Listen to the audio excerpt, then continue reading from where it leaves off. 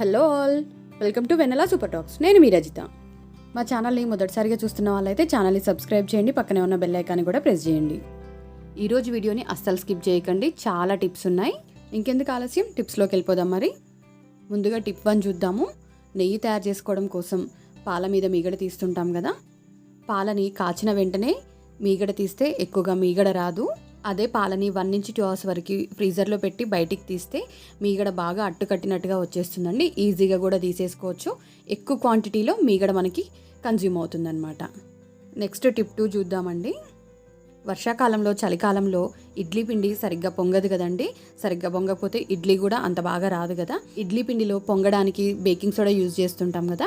Baking soda use చేయకుండా ఒక చిన్న టిప్ ఏంటంటే, మనం సాల్ట్ వేసి కలుపుతుంటాం కదా, దాంతోపాటు 1 స్పూన్ షుగర్ కూడా వేసి కలపాలండి. కలిపేసేసి ఇలా ఫుల్గా క్లోజ్ చేసేసి దానిపైన ఒక పెద్ద బౌల్, మనం ఏ బౌల్లో అయితే ఇడ్లీ పిండి తీసుకుంటామో దానికంటే పెద్ద బౌల్ తీసుకొని దాన్ని క్లోజ్ చేసేస్తే చూసారు కదా, మరుసటి రోజు మార్నింగ్కి చాలా బాగా పులుస్తుందండి.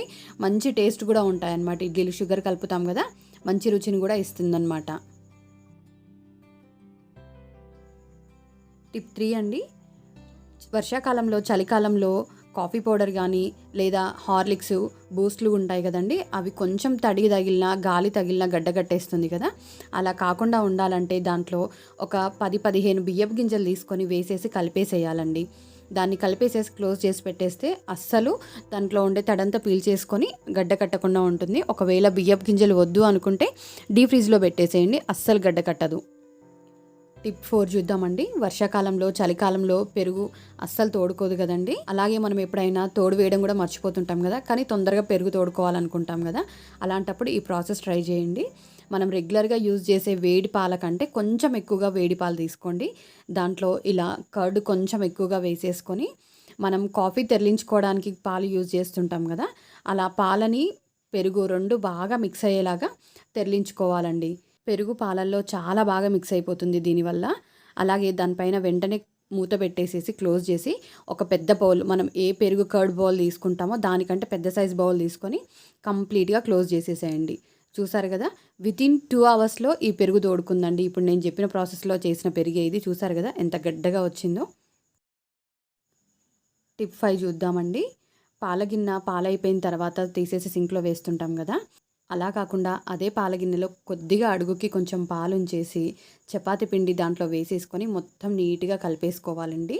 దీనివల్ల 2 యూజెస్ ఏంటంటే, మనం దీంట్లో ఆయిల్ వేసి కలపాల్సిన అవసరం లేదు. పాలల్లో ఉండే మిల్క్ ఎక్స్ట్రాక్ట్స్ మొత్తం పిండిని స్మూత్గా చేసేస్తుందండి. ఇంకొక విషయం ఏంటంటే, పాలగిన్నె కూడా చాలా నీట్గా క్లీన్ అయిపోతుంది అన్నమాట. చాలా సాఫ్ట్ వస్తాయి చపాతీలు కూడా. టిప్ 6 చూద్దామండి. మనం కందిపప్పు కానీ వేరే ఏదైనా పప్పులు కానీ ఎక్కువగా తెచ్చుకొని స్టోర్ చేసుకుంటూ ఉంటాం కదా. అందులోని ఇప్పుడు కరోనా టైంలో ఎక్కువగా బయటికి వెళ్ళలేము. అట్లాంటి టైంలో ఎక్కువగా తెచ్చి స్టోర్ చేసుకోవడం బెటర్ కూడా.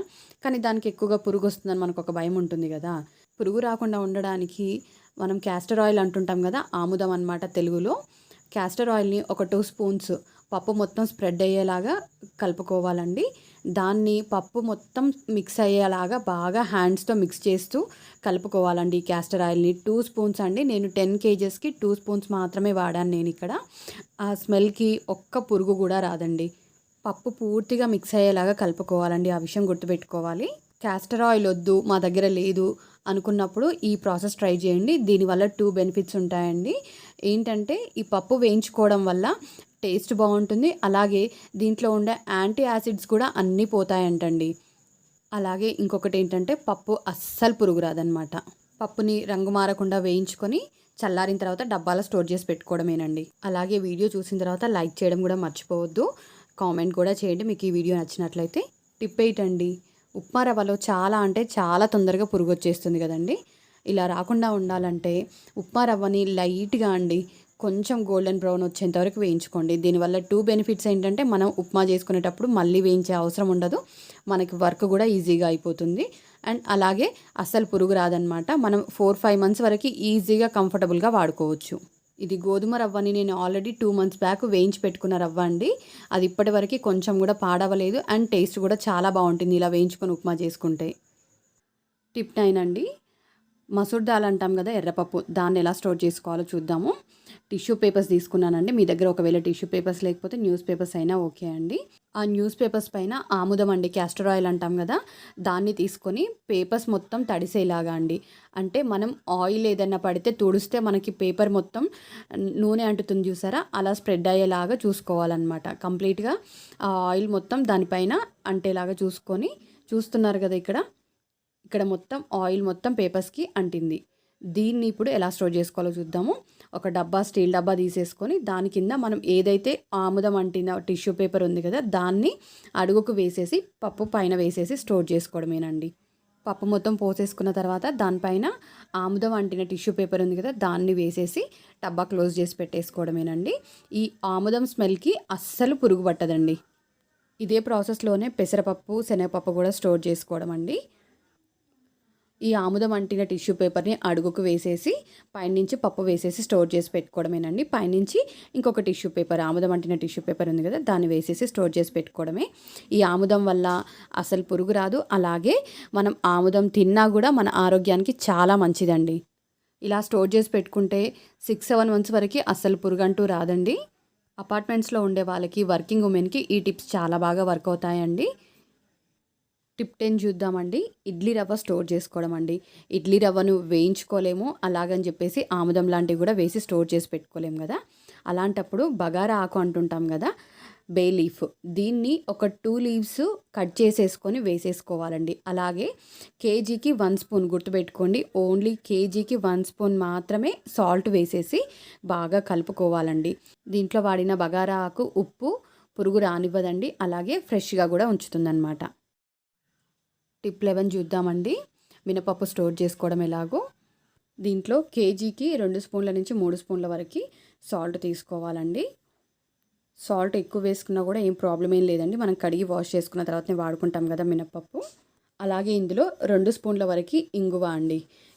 ముద్ద ఇంగువ దొరికితే ఇంకా మంచిదండి. నాకు ముద్ద ఇంగువ దొరకలేదు, సో అందుకని ఇంట్లో వాడుకునే ఇంగువనే వేస్తున్నాను నేను. దీన్ని పూర్తిగా మిక్స్ అయ్యేలాగా బాగా కలుపుకోవాలండి. కలుపుకొని స్టోర్ చేసి పెట్టుకోవడమేనండి. ఇంగువ స్మెల్కి, ఉప్పుకి అస్సలు పురుగు పట్టదండి ఈ పప్పులో. టిప్ 12 చూద్దామండి. రైనీ సీజన్లో షుగర్ బాగా తడిగా అయిపోతుంది కదా, ముద్దగా అయిపోతుంటుంది. దానికోసమే ఈ టిప్ అండి. మనం స్టీల్ కంటైనర్ ఉంటుంది కదా, దాన్ని తీసుకొని అడుగున 2 టిష్యూ పేపర్లు వేసానండి. పెద్ద సైజులో కొంచెం వెడల్పుగా చేసుకొని టిష్యూ పేపర్ వేసేసుకొని దాంట్లో రైస్ పోట్లీస్ అండి, అంటే ఒక క్లాత్ తీసుకొని, మీరు ఏదైనా క్లాత్ తీసుకోవచ్చండి. నేను ఇక్కడ వేస్ట్గా ఉండే లైనింగ్ క్లాత్స్ ఉంటాయి కదా, ఆ క్లాత్ యూజ్ చేస్తున్నాను నేను ఇక్కడ. దాన్ని చిన్నగా కట్ చేసుకొని దాంట్లో రైస్ వేసేసి పోట్లీస్ లాగా, అంటే ముడి పెట్టేసేసుకొని ఒక చిన్న ఉండలాగా తయారు చేసుకొని దాంట్లో వేసి పెట్టుకోవడమేనండి. లైనింగ్ క్లాత్స్ మనం స్టిచ్చింగ్కి ఇచ్చినప్పుడు, బ్లౌజెస్ కానీ డ్రెస్సెస్ కానీ ఉన్నప్పుడు ఉంటాయి కదా, ఆ పీసెస్ని తీసుకొని ఇట్లాంటి పోట్లీస్ చేసుకొని పెట్టుకోవచ్చండి. దానికోసం క్లాత్స్ చింపాల్సిన పని లేదు. ఇలా ఒక 2-3 పోట్లీస్ తయారు చేసుకొని షుగర్లో వేసి పెట్టుకోవాలండి. రైస్ మొత్తం తడిని పీల్చేస్తుందండి. షుగర్ అలాగే క్రిస్టల్స్ లాగా మెత్తగా అవ్వకుండా ఉంచుతుందన్నమాట. షుగర్ డ్రైగా ఉంటుంది. అలాగే మీకు తర్వాత పోట్లీస్ తీసేసి వేరే వాటికి కూడా యూజ్ చేసుకోవచ్చు. ఇలా పోట్లీస్ వేసుకున్న తర్వాత షుగర్ పైన నుంచి ఒక టిష్యూ పేపర్ వేసేసుకొని క్యాప్ పెట్టేసి క్లోజ్ చేసి పెట్టుకోవడమేనండి. 13 అండి, పల్లీలు, పీనట్స్ ఉంటాయి కదా, దాన్ని ఎలా స్టోర్ చేసుకోవడమేనండి. ఈ టిప్ మీ అందరికీ తెలిసి ఉండొచ్చు. అయినా ఒక చిన్న విషయం ఏంటంటే, ఇలా స్టోర్ చేసుకోవడం వల్ల ఏంటంటే మనకి వర్క్ ఈజీ అయిపోతుందండి. వర్కింగ్ ఉమెన్కి ఈ టిప్ చాలా బాగా వర్క్ అవుతుంది. ఇలా పల్లీలు డ్రై రోస్ట్ చేసుకొని స్టోర్ చేసి పెట్టుకుంటే 6-7 మంత్స్ వరకు అసలు పాడవదు. అండ్ మనకి వర్క్ కూడా ఈజీగా అయిపోతుంది. ఎప్పటికప్పుడు చట్నీస్లోకి, లేదంటే మనం ఏవైనా చేసుకున్నప్పుడు దానికి మళ్ళీ రోస్ట్ చేసుకునే పని అస్సలు ఉండదన్నమాట. టిప్ 14 చూద్దామండి. మనం సాల్ట్ తడిగా అవ్వకుండా ఎలా చూసుకోవాలో చూద్దాము. వర్షాకాలంలో ఈ ప్రాబ్లం అందరి ఇళ్లలో ఉంటుందండి. నేను ఇక్కడ గ్లాస్ కంటైనర్లో అడుగున ఫోల్డ్ చేసేసిన టిష్యూ పేపర్ వేసానండి. దానిపైన నుంచి సాల్ట్ వేసాను. ఇలా సాల్ట్ వేసి సగం వరకు మాత్రమే నింపాను. దాంట్లో పోట్లీస్, ఇందాక మనం పోట్లీస్ చేసుకున్నాం కదా రైస్తో, ఇలా రైస్తో పోట్లీస్ చేసుకొని ఆ సాల్ట్ పైన నుంచి వేసేసుకోవాలండి. ఇలా 2 పోట్లీస్ చేసుకొని పైన నుంచి ఒకటి, హాఫ్లో ఒకటి వేసేసుకుంటే కింద అడుగునేమో టిష్యూ పేపర్ ఉంటుంది, మధ్యలోనేమో రైస్ పోట్లీ ఉంటుంది. అలాగే దీనిపైన మళ్ళీ సాల్ట్ కవర్ చేస్తాం కదా, ఇలా సాల్ట్తో కవర్ చేశాక పైన ఇంకొకటి అనమాట. ఇలా సాల్ట్ ఫిల్ చేసుకున్న తర్వాత పైన ఇంకొక పోట్లీ, రైస్ పోట్లీ వేసేసుకొని క్యాప్తో కవర్ చేసేసుకోవడమేనండి. ఇప్పుడు టిప్ 15 చూద్దామండి. మనం ఎక్కువ క్వాంటిటీలో కారం పట్టించుకుంటూ ఉంటాం కదా, దాన్ని ఎలా స్టోర్ చేసుకోవాలంటే కేజీకి 1-2 స్పూన్స్ వరకు సరిపోతుందండి సాల్ట్. దాన్ని యూజ్ చేసుకోవచ్చు. కొంతమంది సాల్ట్ వేసేస్తే కారంలో కలర్ చేంజ్ అవుతుంది అనుకుంటుంటారు. అలాంటప్పుడు ఇలా బగారా ఆకులు, బే లీవ్స్ ఉంటాయి కదండి, వాటిని కట్ చేసేసుకొని వేసుకోవాలండి. అలాగే దీంట్లో ముఖ్యంగా ఇంగువ అండి. ఇంగువ వేసుకొని పెట్టుకుంటే అస్సలు పాడవదండి. ముద్ద ఇంగువ అయితే ఇంకా చాలా బాగా పనిచేస్తుందండి. ఇంగువ వేసి కలుపుకొని దాన్ని స్టోర్ చేసి పెట్టుకోవడమేనండి. టిప్ 16 చూద్దామండి. ధనియాలు స్టోర్ చేసుకోవడం ఎలాగో. ధనియాలలో కేజీకి 1-2 స్పూన్స్ వరకు సాల్ట్ వేసుకొని కలిపేసుకోవాలండి. ఈ సాల్ట్ వల్ల అసలేం ఇబ్బంది లేదు. మనం అడుగుకి కూడా సాల్ట్ వెళ్ళడం వల్ల అస్సలు పురుగు అనేదే రాదనమాట దీంట్లోకి. ఇలా సాల్ట్ని మొత్తం అంతా మిక్స్ అయ్యేలాగా స్పూన్తో కలిపేసేసుకొని స్టోర్ చేసి పెట్టేసుకోవడమేనండి. టిప్ 17 చూద్దామండి. పసుపు స్టోర్ చేసుకోవడం ఎలాగో. పసుపు మనం అన్ని రకాలుగా అన్ని వంటల్లో వాడుతుంటాం కదా, దీన్ని కూడా ఎక్కువ క్వాంటిటీలో పట్టించుకొని పెట్టుకుంటాం కదా, కానీ పురుగు వచ్చేస్తుంది. దీంట్లో కేజీకి 2 స్పూన్స్ అండి. కేజీకి 2 స్పూన్స్ సాల్ట్ వేసుకొని దాని తర్వాత ఒక 1 స్పూన్ వరకు ఇంగువని నేను ఇలా క్లాత్లో కట్టేసుకొని పోట్లీలాగా చేసుకుంటున్నాను. చూస్తున్నారు కదా, ఇలా క్లాత్లో వేసేసుకొని పోట్లీ చేసుకొని దాంట్లో వేసేసుకోవడమేనండి. ఇలా మనం పోట్లీ చేసుకొని దాంట్లో వేసేసుకుంటే దాని స్మెల్కి అస్సలు పురుగు అనేదే పట్టదండి. పసుపు వాసన కూడా బాగా ఎన్హాన్స్ అవుతుంది. చాలా ఫ్రెష్గా ఉంటుందండి దీనివల్ల. టిప్ 18 చూద్దామండి. చింతపండు, అదేనండి టామరిన్, ఎలా స్టోర్ చేసుకోవాలో చూపిస్తాను చూడండి. ఒక పెద్ద కంటైనర్ తీసుకోండి. వీటికి చిన్న కంటైనర్ సరిపోదండి. నా దగ్గర క్వాంటిటీ ఎక్కువ ఉంది. ఇది ఆల్మోస్ట్ 2 కేజెస్ వరకు ఉంది. సో దీన్ని కింద ఫస్ట్ టిష్యూస్ వేసుకొని పైన చింతపండు మొత్తం ఇలా అరేంజ్ చేసుకున్నానండి. దీనిపై నుంచి ఆల్మోస్ట్ 3-4 స్పూన్స్ వరకు సాల్ట్ వేసేసానండి. ఈ సాల్ట్ వేసుకోవడం వల్ల చింతపండు కలర్ చేంజ్ అవ్వదు, అలాగే పురుగు కూడా రాదండి. కలర్ అస్సలు మారదండి. ఇలా కింది వరకు వేసుకోవడం వల్ల దీంట్లో అసలు పురుగు పట్టదు. అలాగే పైనుంచి ఇలా టిష్యూతో కవర్ చేసేసుకొని క్యాప్ పెట్టేసేసుకొని స్టోర్ చేసుకోవడమేనండి. ఫ్రిడ్జ్లో పెట్టుకుంటే ఇంకా చాలా రోజులు కూడా ఉంటుంది. టిప్ 19 అండి. సోంపుని ఎలా టేస్టీగా చేసుకోవాలో చెప్తున్నానండి. ఇది నేను రెగ్యులర్గా చేసే ప్రాసెస్ అనమాట. ఏంటంటే ఒక ప్యాన్ తీసుకొని దాంట్లో ఒక 2 స్పూన్స్ నెయ్యి వేసిన తర్వాత కొంచెం హీట్ అయ్యాక ఇలా సోంపు వేసేసి గోల్డెన్ బ్రౌన్ వచ్చేంత వరకు వేయించుకోవాలండి. దీనివల్ల టేస్ట్ చాలా బాగుంటుందండి. మీరు దీన్ని తప్పకుండా ట్రై చేసి చూసి నాకు చెప్పాలండి. టిప్ 20 అండి. ఏంటంటే మనం ఏదైనా కంటైనర్స్లో పచ్చడి పెట్టినప్పుడు, లేదంటే అల్లం వెల్లుల్లి పేస్ట్ లాంటివి పెట్టినప్పుడు ఆ బాటిల్లోంచి ఆ స్మెల్ పోదు కదా, దాన్ని ఎలా పోగొట్టుకోవాలో దానికోసమేనండి ఈ టిప్ ఇది. దానికోసం ఒక న్యూస్ పేపర్ తీసుకొని దాన్ని ఇలా క్రష్ చేసుకోవాలండి. ఈ క్రష్ చేసిన న్యూస్ పేపర్ని కొంచెం తడుపుకోవాలండి. జస్ట్ ఇట్లా డిప్ చేసి తీసేసేయాలంతే. కాస్త తడైతే సరిపోతుంది.